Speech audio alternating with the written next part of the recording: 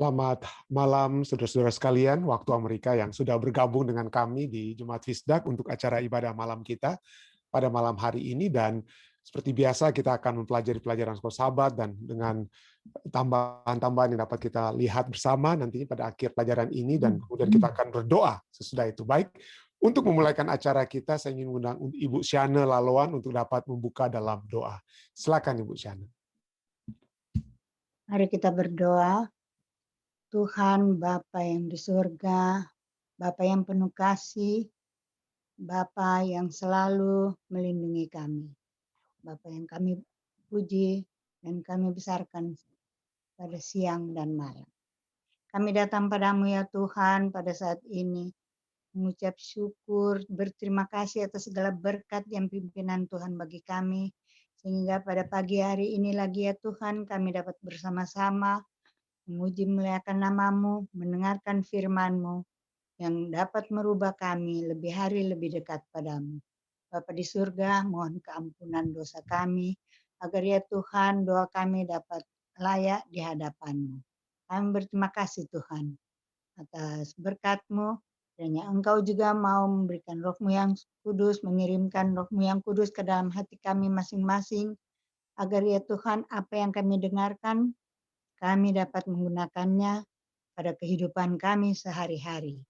Bapak, kami tak lupa berdoa juga untuk Pendeta Stephen Rantung dan keluarga atas berkat-Mu, kesehatan yang Kau berikan, agar beliau dapat melayani kami, menguatkan iman percaya kami. Tuhan, kiranya Roh-Mu yang kudus saja yang bekerja dalam hatinya, agar apa yang dia bawakan dapat menguatkan kami, benar-benar ya Tuhan kami dapat terapkan dalam kehidupan kami. Terima kasih Tuhan, kami berdoa dalam nama Yesus, Juru Selamat dan Penebus kami. Amin. Amin. Terima kasih sekali lagi, terima kasih Bu Syane Laloan. Baik saudara sekalian, seperti biasa kita akan mempelajari pelajaran sekolah sahabat. Saya akan membagikan apa yang sudah tertulis dan kemudian kita akan diskusikan bersama. Pada malam hari ini kita memiliki judul yang tidak korban penebus salah yang mengubahkan. Korban penebus salah yang mengubahkan. Ya, mari kita baca terus ya. Ada satu hal yang menarik nanti kita akan lihat tentang seluruh pembahasan lagu terakhir daripada hamba yang menderita. Yang ultimate inilah pelajaran kita pada minggu ini ya, sehubungan dengan hamba yang menderita dan apa yang terjadi kepada beliau.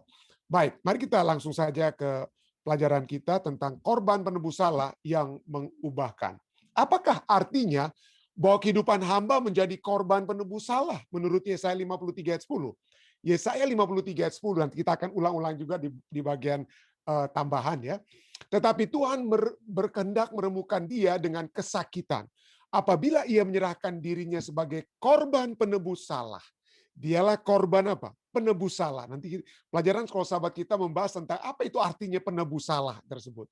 Maka ia akan melihat keturunannya, tentunya bukan kalau kita langsung interpretasikan atau kita langsung asosiasikan dengan Yesus, ini bukan berbicara tentang keturunan dari segi badani, tapi keturunan rohaninya ya, umat-umatnya. Maka dikatakan umurnya akan lanjut. Akan ada umat-umat yang akan terus melanjutkan kebenaran siapa? Kebenaran Yesus ya. Kita akan lihat oleh sebab apa yang dia lakukan, maka umat-umat Tuhan yang percaya kepadanya itu akan berkelanjutan. Umurnya akan lanjut dan kehendak Tuhan akan terlaksana olehnya. Jadi itulah yang kita akan lihat di sini ya. Oleh sebab adanya korban penebus salah, maka kita melihat adanya umat-umat keturunan Allah yang akan yang akan tetap bertahan, dan oleh sebab keberadaan mereka itu telah menyatakan kehendak Tuhan terlaksana olehnya. Nah, mari kita bahas lebih dahulu seperti pelajaran sekolah sahabat kita akan lakukan adalah membahas tentang korban penebus salah. Apa artinya di sini ya? Kata Ibrani merujuk pada korban penebus salah yang dapat mendamaikan untuk kesalahan yang itu yang dapat kita lihat dalam Imamat ya. Imamat 5, Imamat 7 dan Imamat 7 ya, yang dapat mendamaikan untuk kesalahan yang disengaja terhadap orang lain. Jadi kalau saya berbuat kesalahan yang saya buat sengaja bukan karena kecelakaan, maka ya. Maka itu adalah saya harus melakukan apa yang di zaman orang-orang Israel zaman dahulu, di zaman Perjanjian Lama, Anda harus membawa korban penembus salah. Ada korban-korban lainnya yang kita dapat bawa, korban berterima kasih dan lain sebagainya. Tapi kalau korban penembus salah, maka itu akan apa? Itu harus dapat kita lakukan pada saat kita ingin berdamai dengan orang yang kita apa ya? Kita celakai secara sengaja ya. Dosa-dosa seperti itu akan dibahas secara khusus oleh di dalam dosa-dosa seperti itu dibahas secara khusus oleh Yesaya dalam Yesaya 1 sampai dengan 3, Yesaya 10 juga bahas itu ya. Juga yang terjadi adalah orang berdosa itu harus mengembalikan kepada orang yang dirugikan apa yang telah diambil. Ya, kalau saya telah membuat kesalahan ini, maka saya harus mengganti rugi, harus ada yang apa? Harus ada yang diganti. Lalu bukan hanya apa yang diganti, tetapi ditambah dengan denda, ya, ditambah dengan denda sebelum mempersembahkan korban untuk menerima pengampunan dari Allah. Ya.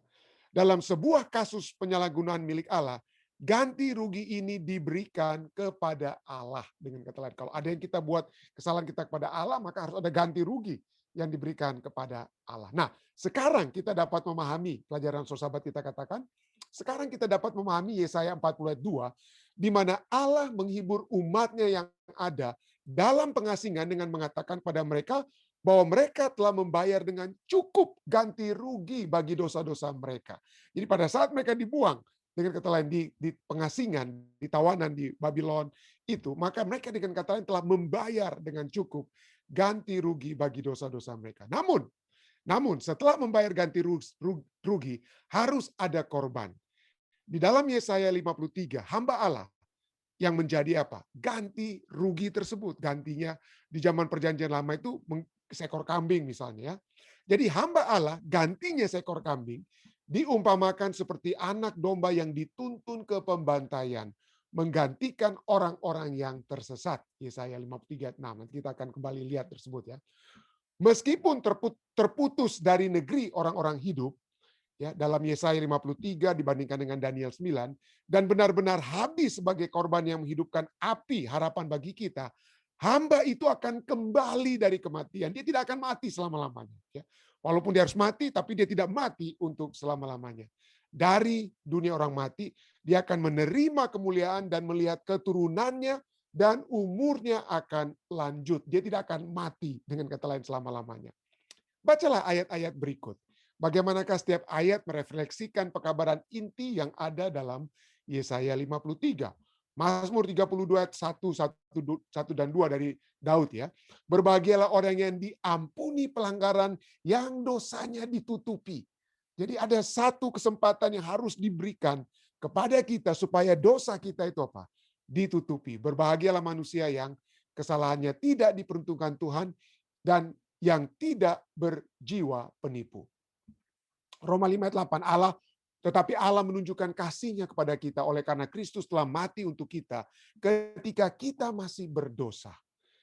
Galatia 2:16, kamu tahu bahwa tidak seorang pun yang dibenarkan oleh karena melakukan hukum Taurat, tetapi hanya oleh iman dalam Kristus Yesus. Sebab itu kami pun telah percaya kepada Kristus Yesus, supaya kami dibenarkan oleh iman dalam Kristus dan bukan oleh karena melakukan hukum Taurat. Sebab tidak ada seorang pun yang dibenarkan oleh karena melakukan hukum Taurat. Hukum Taurat atau hukum Taurat itu atau the Ten Commandment itu bukan untuk apa? Itu bukan untuk menyelamatkan. Keselamatan kita bukan karena kita tidak bikin ini, tidak melanggar itu dan itu. Keselamatan kita itu hanya karena apa ya? Karena kasih karunia Yesus Kristus. Fungsi daripada hukum Taurat, fungsinya adalah kita dapat melihat kesalahan kita. Kita melihat kalau saya sudah menipu, kalau saya sudah membunuh, karena saya sudah berzinah. Dan pada saat kita melihat cermin tersebut, ya, maka kita akan dibawa untuk datang kepada Yesus supaya kita dapat memperoleh pengampunan atas segala dosa kita apa? Ditutupi ya. Jadi kebenaran kita bukan karena hukum Taurat yang mana kita bisa berpikir, oh pendeta saya tidak berdosa ini. Kenapa? Oh saya tidak mencuri, saya tidak pernah mencuri, saya tidak pernah buat ini dan buat itu. Tidak. Tidak ada tindakan kita yang dapat membawa kepada keselamatan. Keselamatan itu hanya dapat datang dari siapa? Dari Yesus Kristus, dari Yesus Kristus.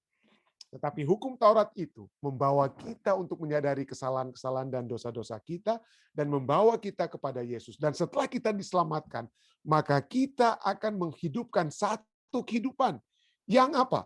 Yang benar. Dan kehidupan yang benar itu adalah sesuatu yang apa? Sesuai dengan apa? Kehendak Tuhan. Dan kehendak Tuhan itu adalah salah satu seperti yang tertulis juga dalam apa? Dalam 10 firman-Nya, ya, kita tidak mencuri, kita tidak lagi menipu dan lain sebagainya. Kemudian Filipi 3:9. Filipi 3:9 katakan, dan berada dalam Dia bukan dengan kebenaranku sendiri karena mentaati hukum Taurat, melainkan dengan kebenaran karena kepercayaan kepada Kristus, yaitu kebenaran yang Allah anugerahkan berdasarkan kepercayaan. Ibrani 2:9. Tetapi Dia yang untuk waktu yang singkat dibuat sedikit lebih rendah daripada malaikat-malaikat saat Yesus datang ke dunia, yaitu Yesus. Kita lihat yang oleh karena penderitaan maut telah dimahkotai dengan kemuliaan dan hormat, supaya oleh kasih karunia Allah ia mengalami maut bagi semua manusia. Kasih karunia Allah adalah ia mengalami maut bagi apa? Semua manusia. Bagi apa? Keselamatan manusia yang percaya kepadanya.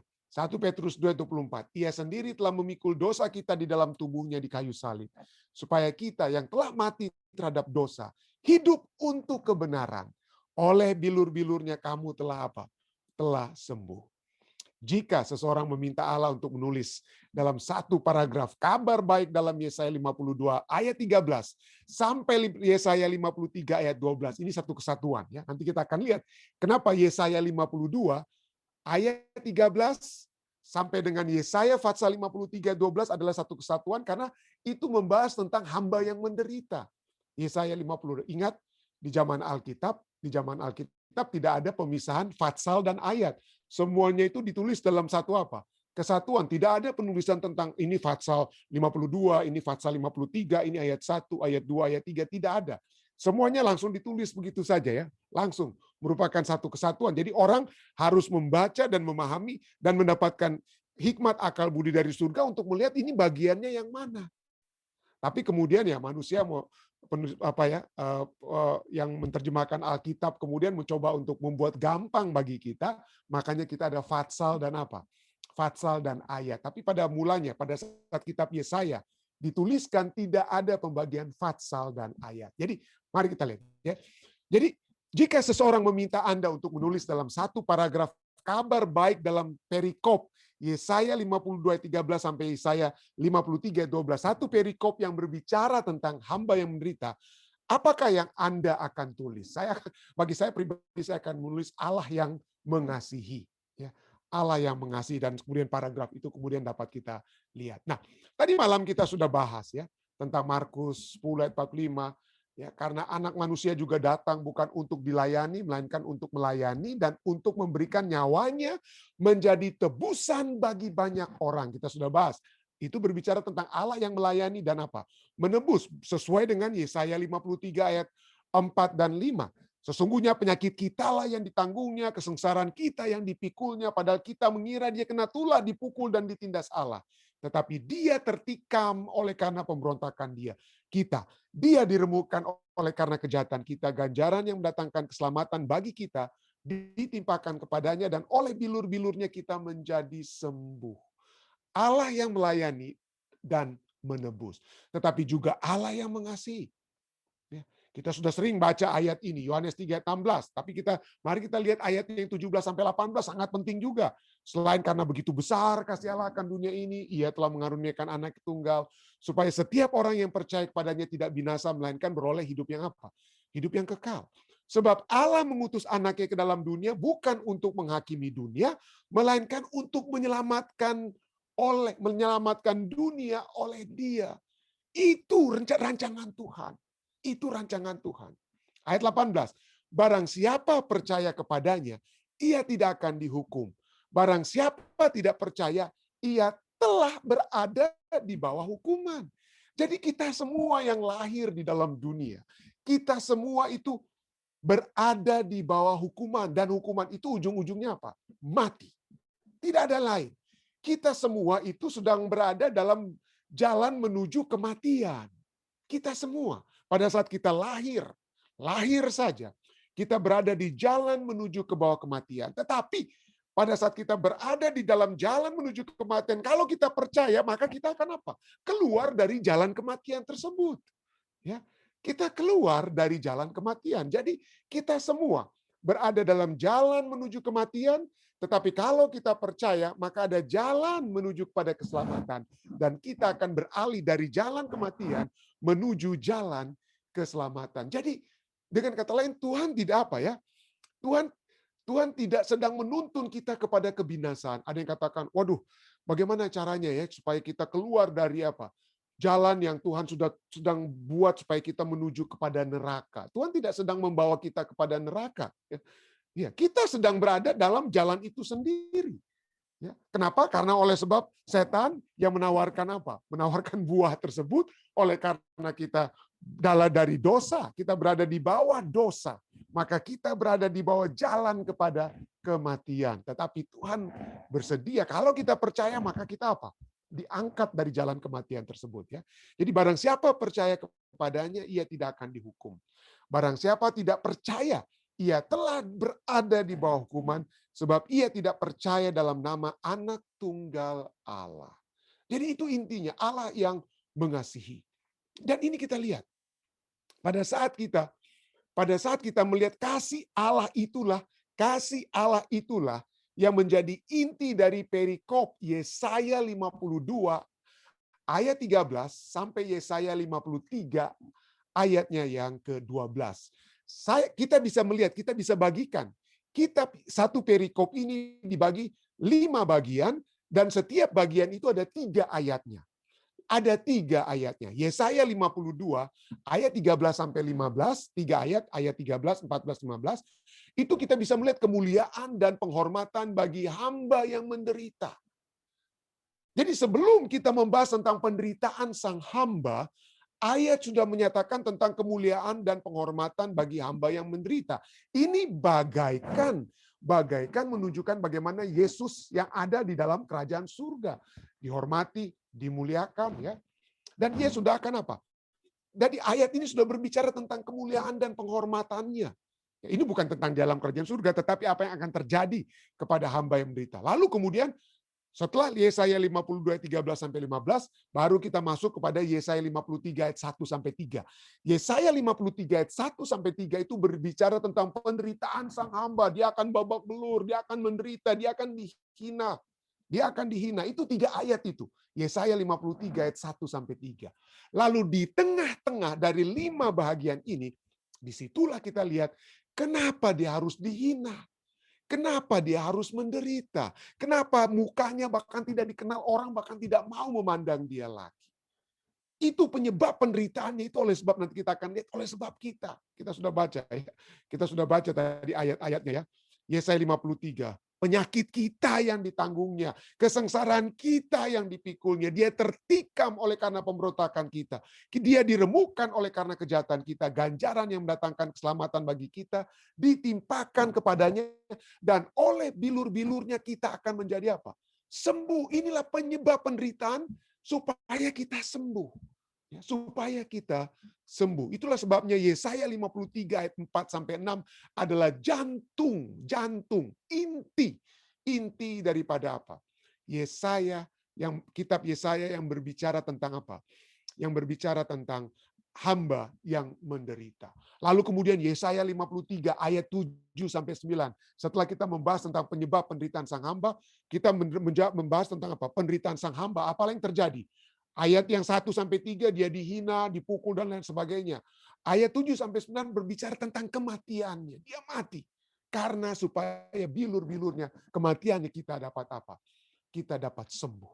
Tapi di akhir dari segala sesuatu kita lihat Yesaya 53 ayat 10 sampai 12 berbicara kembali mengutamakan, membahas tentang kemuliaan dan penghormatan bagi hamba yang menderita. Jadi kemuliaan dan kehormatan itu adalah apa? Dimulai menjadi permulaan dan akhir daripada kehidupan hamba yang menderita.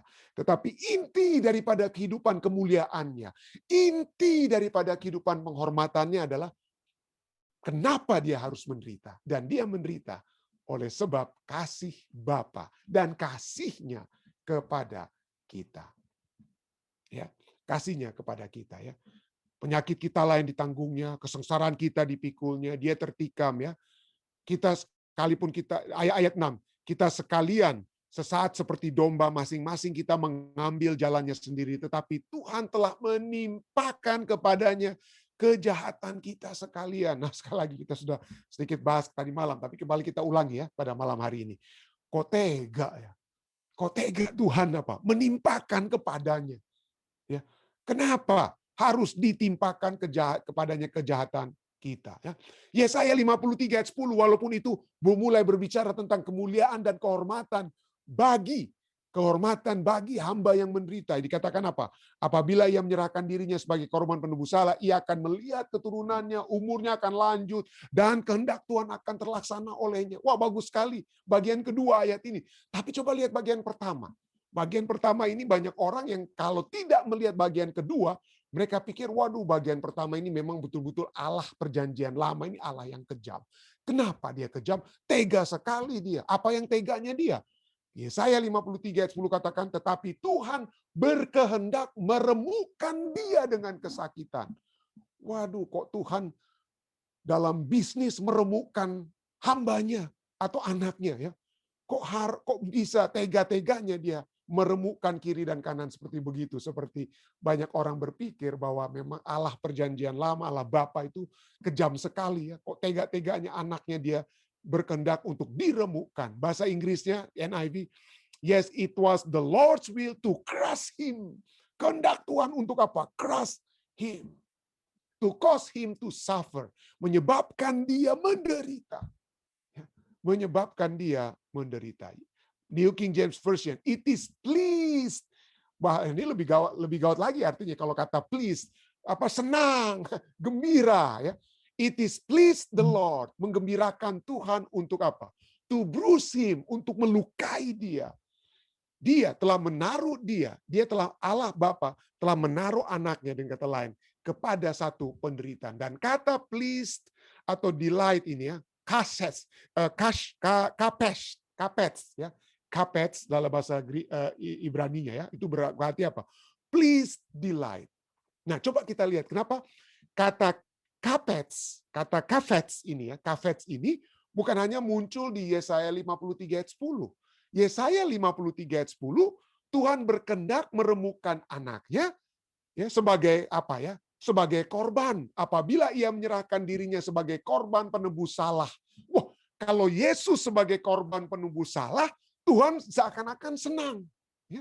Tuhan seakan-akan senang. Tuhan kapets, Tuhan kapets ya, dengan kata lain berkehendak, please delight. Nah, kenapa saya katakan ini? Karena Yesaya 53:10 kata berkehendak, kata kapets itu muncul juga di Yesaya 1 ayat 11. Tapi sekarang berbeda. Berbedanya apa? Yesaya 53 ayat 10, Tuhan berkehendak anaknya diremukkan, tetapi pada saat orang-orang membawakan korban, Tuhan tidak berkehendak. Ya. Kenapa? Yesaya 1 ayat 11. Yesaya 1:11.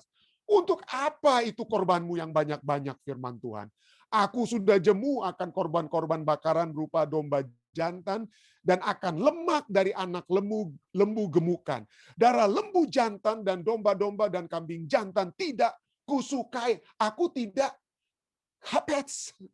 Di ayat 11, Yesaya 1 ayat 11, Tuhan tidak mau tidak kapets, tidak berkendak, tidak please, tidak gembira, tidak suka.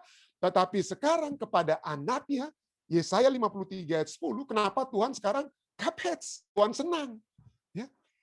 Yang satu ini kan cuma korban apa? Lembu. Nah, kita lihat di sini. Kenapa ini berbeda? Oleh sebab pada saat umat-umat manusia di zaman Nabi Yesaya membawakan korban-korban bakaran, mereka tidak membawa pertama korban hati mereka. Itu tidak menyukai Tuhan. Tidak menyukai Tuhan. Mereka bawa korban supaya mereka dapat apa? Berbuat dosa lagi. Mereka bawa persembahan kepada Tuhan, mereka serahkan kepada Tuhan dengan aduh mudah-mudahan supaya Tuhan senang ini ya. Terus Tuhan senang supaya Tuhan tadinya sedih mungkin, sekarang dia senang, saya sudah bawa korban, lalu kemudian saya bebas untuk berbuat dosa lagi. Ini masalahnya kan. Ini masalahnya dengan apa? Tindakan-tindakan manusia, tindakan-tindakan kita. Makanya saya sudah sebutkan bahwa tidak ada tindakan manusia, Tidak ada tindakan manusia yang akan sempurna memenuhi tuntutan daripada dosa.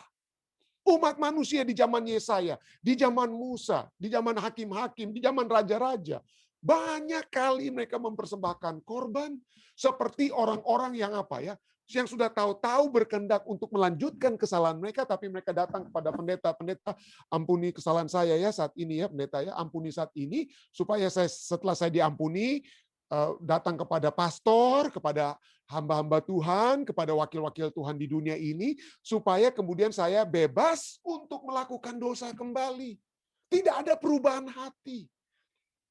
Tidak ada perubahan hati. Dengan kata lain, apa yang kita lakukan itu tidak akan pernah sempurna. Tetapi kesempurnaan yang sejati, ya, untuk menebus dosa-dosa kita tidak lain dan tidak bukan harus datang hanya kepada apa?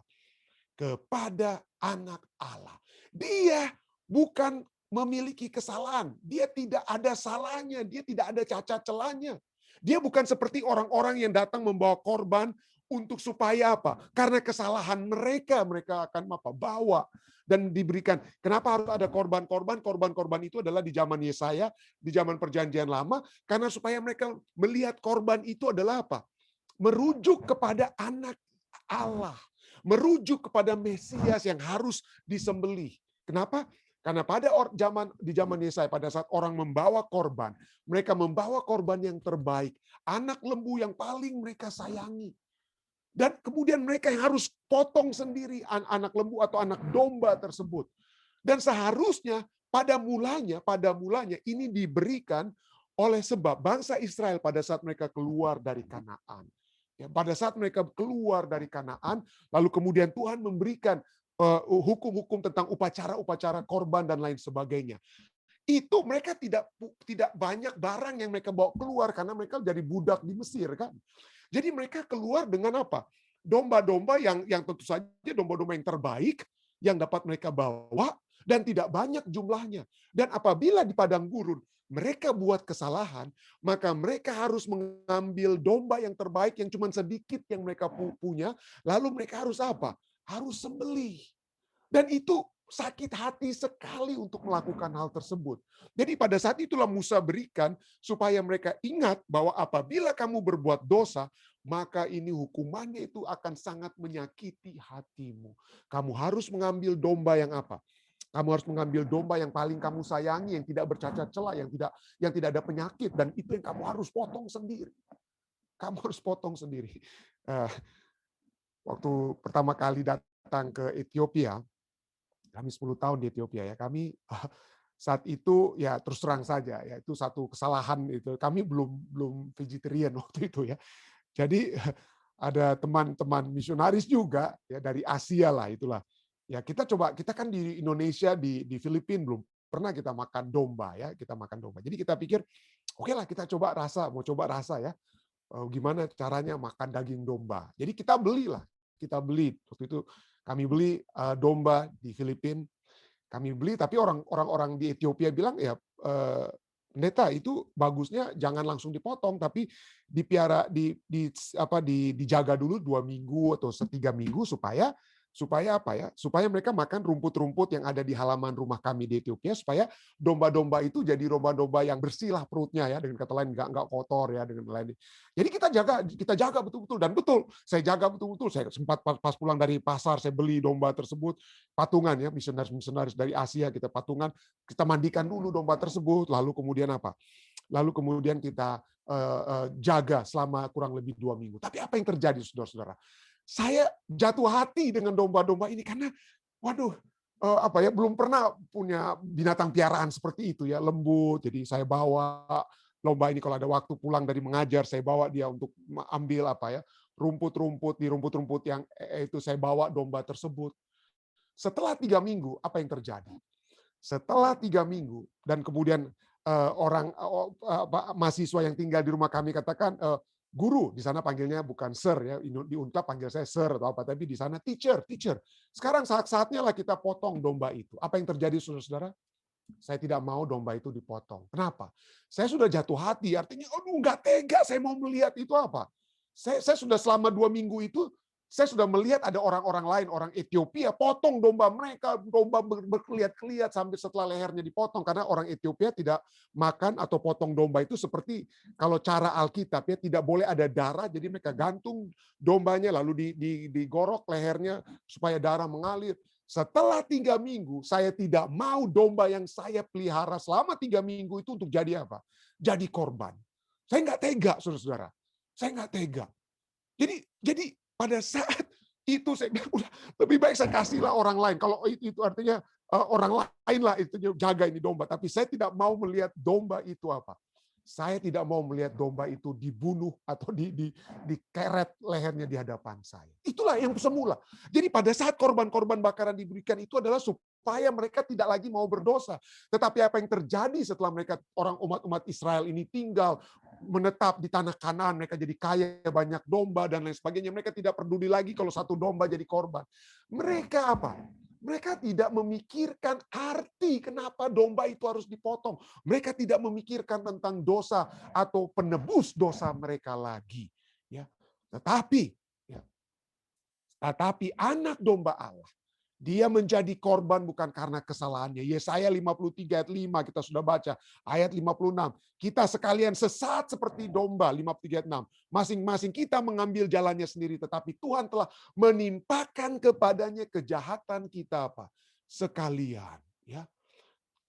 Ia tidak ada kekerasan. Orang menempatkan kuburannya, ayat 9. Orang menempatkan kuburnya di antara orang-orang fasik, dalam hatinya ia ada di antara penjahat-penjahat, sekalipun ia tidak berbuat kekerasan dan tipu tidak ada dalam mulutnya. Ya, tipu tidak ada dalam mulutnya. Tapi inilah, kita jangan hanya berhenti di ayat 53 ayat 10 bagian pertama. Tentu saja Tuhan berkehendak meremukan dia dengan kesakitan karena hanya dialah satu-satunya korban yang sempurna. Ya. Disinilah seluruh umat manusia di alam semesta melihat bahwa kasih Allah kepada kita itu tidak tanggung-tanggung. Allah tidak memberikan malaikatnya atau pemimpin malaikat untuk menjadi korban. Tetapi Allah ingin memberikan dirinya. Kenapa? Pada saat anaknya mati, seperti kita sudah pelajari tadi malam. Saya sudah sebutkan juga tadi malam. Pada saat anaknya mati, itu juga Allah juga sendiri akan apa? Mati. Tetapi itu harus terjadi. Kenapa? Agar supaya umat manusia yang sudah berada dalam jalan maut, mereka tidak ada kesempatan. Di dalam dosa kita semua berada dalam jalan maut. Tetapi di jalan maut itu kita dapat menerima dia, percaya menerima kasih karunia-Nya, maka kita dapat beralih dari jalan maut itu menuju kepada jalan keselamatan yang kekal. Tidak heran, kita hanya membaca tentang berkehendak yang pertama. Tapi mari kita lihat berkehendak yang kedua dari Yesaya 53 ayat 10. Di sana dikatakan apa? Yesaya 53 ayat 10 bagian kedua katakan, apabila ia menyerahkan dirinya sebagai korban penebus salah, ia akan melihat keturunannya, hasilnya, umat-umat Tuhan yang menjadi apa? Yang dibenarkan, yang tidak lagi jalan kematian. Umurnya akan lanjut. Dan kehendak Tuhan. Nah inilah, kehendak pertama seakan-akan dia jahat merumukan anaknya. Tetapi kehendaknya, kenapa dia sampai harus merelakan anaknya dirumukan? Apa? Kehendak Tuhan akan terlaksana olehnya untuk apa? Supaya umat manusia itu apa? Dapat memperoleh keselamatan. Ayat 11. Sesudah kesusahan jiwanya, ia akan terang dan menjadi puas, dikatakan ya. Sesudah kesusahan, Allah sendiri juga susah. Bukan hanya Yesus, tapi Allah juga susah. Tapi setelah susahan, ia akan melihat terang dan menjadi puas. Dan hambaku itu sebagai orang yang benar akan membenarkan banyak orang oleh hikmat-Nya. Dan kejahatan mereka dia pikul. Sebab itu aku akan membagikan kepadanya orang-orang besar sebagai rampasan. Ia akan memperoleh orang-orang kuat sebagai jarahan, yaitu sebagai ganti karena ia telah menyerahkan nyawanya ke dalam maut. Dan karena ia terhitung di antara pemberontak-pemberontak. Sekalipun ia menanggung dosa banyak orang dan berdoa untuk pemberontak-pemberontak. Tidak heran. Di dalam perjanjian baru kita lihat bagaimana Yesus katakan, aku bersukacita karena aku telah melakukan kehendak Bapakku. Aku harus mati supaya aku dapat dimuliakan. Kenapa? Karena kemuliaan Bapa itu bukan dinyatakan pada saat dia dilayani. Pada saat dia dilayani, tidak. Kemuliaannya itu dinyatakan pada saat dia melayani, dia menebus dan mati bagi saudara dan saya. Dan itulah kehendak Bapa. Itulah Allah yang berkehendak agar supaya saudara dan saya memperoleh keselamatan. Oleh karena apa? Adanya korban penebus dosa yang sempurna. Tidak ada yang melebihi anak Allah yang tepat untuk dapat menjadi korban penebus salah kita. Inilah pelajaran kita yang saya dapat bawa dalam nama Yesus. Amin. Baik, saudara sekalian, ada kira-kira tambahan ataupun pertanyaan dari pelajaran kita pada malam hari ini? Jika ada, silakan. Ada kira-kira? Ketua Ridwan, Om Rain, ada Ketua Lalaki, Ketua Tilar? Ya. Jika belum ada, tetapi jika ada tambahan, jika tidak, cuma mau sampaikan tadi hanya saja, tidak sudah bagus sekali. Cuma tadi itu keluar dari Kanaan, maksudnya keluar dari Mesir. Oh. Betul, keluar dari Mesir. Mesir ke tanah Kanaan. Ya, cuman itu. Terima kasih. Bagus. Terima kasih atas koreksinya. Thank you. Baik, saudara sekalian, dari live stream, Dek. Apa ada? Nggak ada tambahan, Pendeta. Oke. Jika tidak ada tambahan, kita akan masuk kepada bagian yang kedua, bagian doa kita. Jadi seperti biasa, silakan Anda tulis saja di bagian apa ya, di bagi saudara-saudari yang saya tidak sempat lihat di mana ya, di chat ya. Saya tidak bisa lihat di Zoom ya. Bagi saudara yang bergabung melalui live stream, Anda dapat tuliskan apa saja permohonan Anda, dan jika mungkin tidak sempat mungkin pada saat Dedek sampaikan kepada saya, karena saya tahu live stream dengan Zoom itu ada sedikit beda ya, waktu ada terlambat sedikit di live stream, maka seringkali terlewat apa yang Anda tulis ya. Tetapi jangan lupa bahwa ada tim doa di Jemaat Fisdak. Saya secara pribadi, kami akan mendoakan setiap pokok doa yang Anda sampaikan. Jadi setiap pokok doa apa saja yang dapat Anda sampaikan, tolong disampaikan kami. Jika tidak didoakan melalui acara kita malam saat ini, tapi yang pasti di setiap harinya ada tim doa yang dipimpin oleh Pendeta Muda Tulus dan Saudari Iin Nainggolan, Saint Solar, yang akan berdoa dengan tim mereka, dan juga saya sendiri juga akan membawakan doa-doa yang sudah disampaikan. Jadi silakan saudara. Yang dari Zoom saya dapat melihat tangan-tangan yang dapat diangkat, silakan jika ada. Jika ada dari Zoom, jika tidak ada yang dari live stream, Dek, silakan. Yang follow up yang kemarin, Pendeta, keluarga Kolibu yang berduka. Ya. Lalu Keluarga Kolibu Lincep ya. Lalu dari Ibu Ellen Monica Mars, katanya tolong tetap doakan Roy yang masih dalam recovery dari surgery. Lalu dari Om Teron, katanya tolong tetap doakan Bapak Jim Mamanua yang sedang di rumah sakit. Lalu dari Ibu Foni Sihotang Mokalu, katanya tolong doakan Pierce yang berulang tahun hari ini.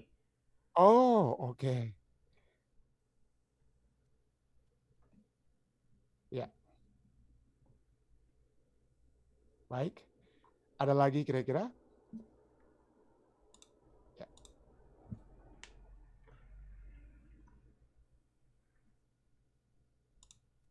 Silakan Pendeta Tikualu, silakan. Di-unmute Pendeta Tikualu ya. Ya, makasih Saron. Doakan kami jemaat Tatelu saat ini baru saja mulai membangun kembali, kemudian silent request untuk kami keluarga. Kami akan mulaikan juga kelas semester 2 hari Senin, dimulaikan untuk kelas tes 2. Oke. Ya.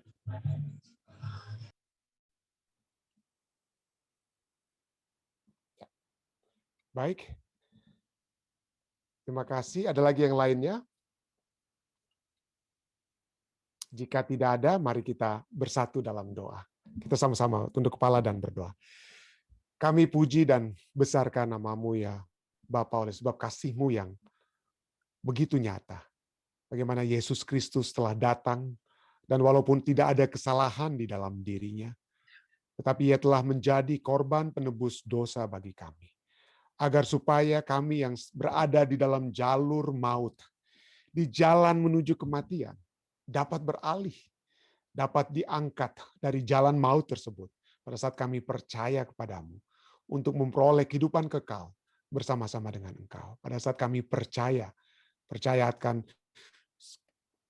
juru selamat, percaya kepada juru selamat yang telah mati bagi kami. Terima kasih Tuhan, terima kasih. Kami dapat melihat dari kehidupan kami bahwa kehidupan kami itu tidak akan pernah berarti tanpa Engkau Tuhan yang memberikan kekuatan selalu kepada kami. Dan kami dapat melihat bagaimana kekuatan tersebut telah menjadi kehendak-Mu sejak dari dahulu. Yaitu satu kehidupan yang berarti, satu kehidupan yang bermakna, satu kehidupan yang damai dalam dunia ini. Saat kami berjalan menuju ke dalam kerajaan. Terima kasih untuk pelajaran yang indah yang dapat kami pelajari pada malam hari ini. Dan biarlah kami dapat selalu pada saat kami mendapatkan ajakan-ajakan oleh setan untuk melakukan hal-hal yang tidak sesuai dengan kehendak-Mu. Maka kami dapat selalu berteriak meminta pertolongan-Mu Tuhan. Tolong kami. Agar supaya kami dapat melihat anak domba Allah di atas kayu salib yang telah mati bagi kami. Sehingga kami tidak akan lagi memiliki kerinduan untuk mengikuti apa yang setan tawarkan bagi kami. Karena kami melihat penderitaan-Mu yang begitu hebat, agar kami dapat memiliki keselamatan yang sejati. Terima kasih Tuhan, terima kasih. Pimpinlah kehidupan kami, agar kami dapat selalu memiliki kehidupan yang berjalan dengan sesungguhnya bersama-sama dengan Engkau. Pada malam hari ini juga kami bersukacita bersama-sama dengan Bapak Jaminten dan Ibu Ellen, Foni, Siotang yang merayakan anak mereka. Pierce yang Tuhan sudah berikan tambahkan lagi 1 tahun. Di mana dalam kehidupannya kami hanya dapat melihat penyertaan surga yang sudah menjadi bahagiannya. Pada saat dia memiliki masalah-masalah kesehatan, masa lalu, dan segala sesuatu kami hanya dapat melihat bagaimana tangan Tuhan yang telah menuntun Pierce di dalam kehidupannya. Dan kami percaya Tuhan. Kami percaya bahwa tangan yang sama yang telah menuntun Pierce akan terus menuntun dia di tahun-tahun yang akan datang. Kami berdoa Tuhan, biarlah Roh Kudus akan selalu mengetuk pintu hati Pierce untuk tetap terus-menerus setia kepada Engkau Tuhan. Terus-menerus meluangkan waktu untuk mendengarkan firman-Mu, untuk membaca, merenungkan firman-Mu, dan bertumbuh di dalam firman-Mu Tuhan. Dan kami berdoa kiranya Pierce bukan hanya dapat menjadi anak Tuhan, tetapi juga dapat menjadi satu kesukaan bagi keluarga, bagi jemaat, atau bagi masyarakat di mana dia sedang layani saat ini. Kami juga datang membawakan permohonan-permohonan doa umat-umat Tuhan lainnya.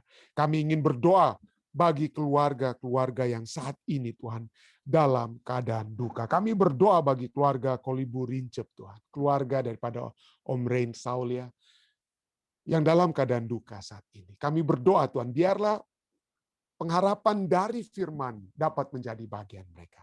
Kekuatan bahwa pertemuan akan kembali dapat menjadi bahagian umat-umat Tuhan yang tetap berserah, beriman kepadamu. Pada saat Engkau datang kali kedua, kami akan kembali bertemu dengan kekasih-kekasih kami yang Tuhan sudah izinkan.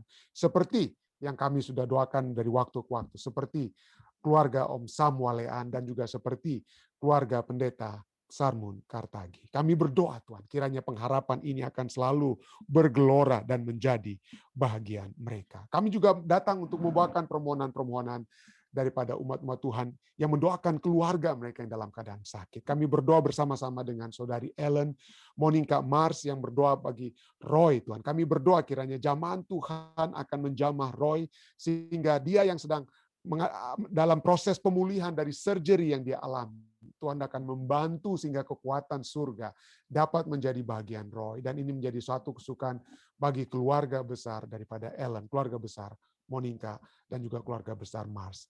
Kami berdoa Tuhan, kiranya juga jamahan Tuhan akan menjamah saudara-saudari kami lainnya. Saudara Teron mendoakan omnya, Om Jim Mamanua Tuhan. Kami berdoa kiranya kesembuhan surga dapat menjadi bagian Om Jim.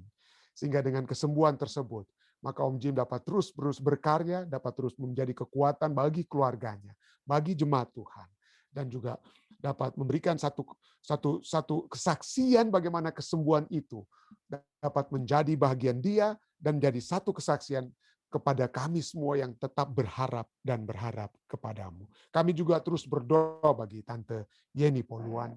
Kami juga terus berdoa bagi adik Marcelo, anak Tuhan ini Tuhan. Kami berdoa kiranya kesembuhan surga. Tuhan memberikan kesembuhan sehingga penyakit yang Marcelo alami saat ini, Tuhan sanggupkan untuk dapat makan kembali dan dapat memiliki kekuatan untuk mengalahkan penyakit yang dialami pada saat ini. Kami juga terus berdoa bersama-sama dengan keluarga Pendeta Tikwalu pada saat mereka menunaikan tugas atau pelayanan baru mereka pada saat ini, Tuhan. Tuhan, sertailah mereka di jemaat Tuhan di Tatelu juga pada saat mereka sedang mencoba untuk membangun rumah peribadatan bagi Engkau. Berkatilah usaha anggota-anggota Tuhan di jemaat Tatelu. Dan berkatilah juga Pendeta Tikwalu Tuhan dalam usaha-usahanya untuk pendidikannya, S2 yang dia sedang akan lakukan.